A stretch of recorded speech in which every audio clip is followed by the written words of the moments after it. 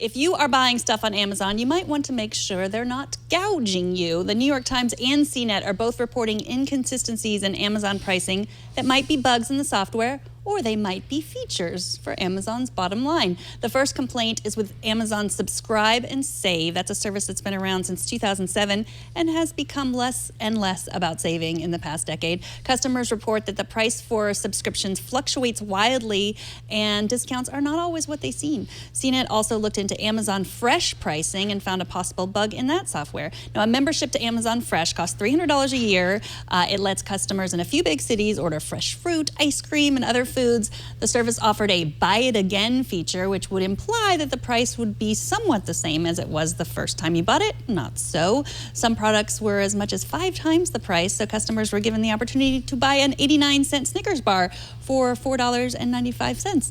Apparently, products on Amazon Fresh have the same product identification numbers as those on Amazon.com, but not necessarily the same price.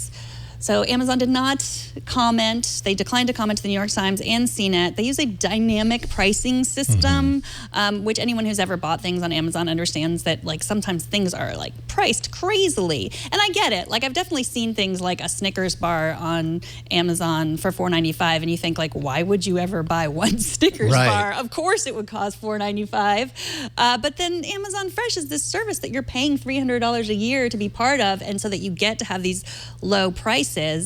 And that's not really right.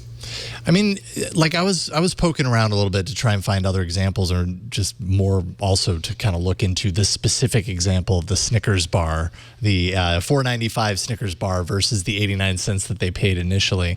And I mean, the main difference that I saw is that the $4.95 Snickers bar was sold by Smile and Save. So a company that's selling through and distributed through Amazon Fresh. The 89-cent one, it was sold by Amazon directly. So there's some sort of confusion there, and that seems to be a part of what this is. Is that by design, or is that a mistake in the system? I also know that Amazon, just as a marketplace, can be very confusing. Not, taking Amazon Fresh out of the equation, but when I go to Amazon and I search for a product, I understand that there's dynamic pricing, but sometimes you have an item up there and it's priced a certain way, and it's very different from what you read in the descriptions. The descriptions obviously match the item, but they don't necessarily match the listing that you're actually seeing. And then if you really look into it closer, you see that there is something that more matches what's in the comments on the sidebar and like these other sellers, and maybe Amazon is listed there, but the one you're actually looking at is this store. And I think the stores can just kind of set their prices the way they do, but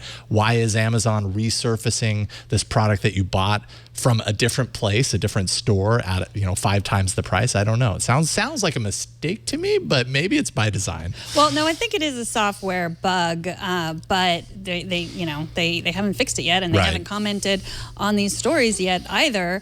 Last week, or a few weeks ago, we talked about Postmates. There was a story on Quartz about how their prices were often wrong, and you would order something and get charged 2 or 3 times as much, and that maybe that was part of how they were making money.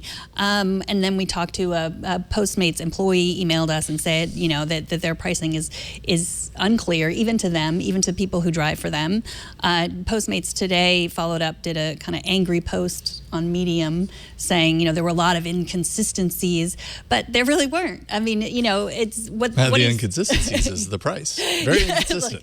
Yes, there were incorrect things written in the article, which is, but they didn't have any proof that what was written in the article wasn't right. So yeah, I mean, we're dealing with technology, and we're dealing with like the dynamic pricing system, and it's up and down. And Uber is the same way. They've gotten in trouble for that. You have all this technology that says like you can figure out exactly what the demand is going to be by the time of day, and versus the supply, and come up with this price that's going to be sometimes crazy. So especially when Fresh as a service that you're paying for is $299 per year, so it's pretty costly to just get in the door for that particular service. Not to mention paying 4 or 5 times the amount that you should pay for a Snickers bar.